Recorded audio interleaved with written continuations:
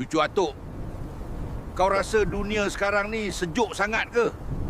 Rasa macam semua orang tinggalkan kau.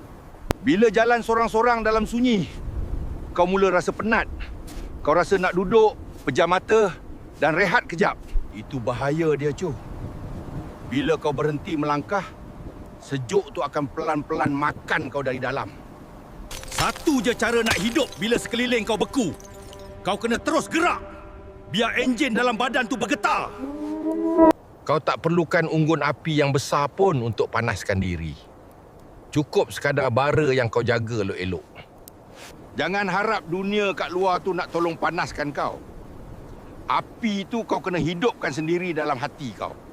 Tengok. Ribut salji yang paling gila pun akan berhenti. Dan bila dia berhenti, pandangan kau akan jadi sangat jelas.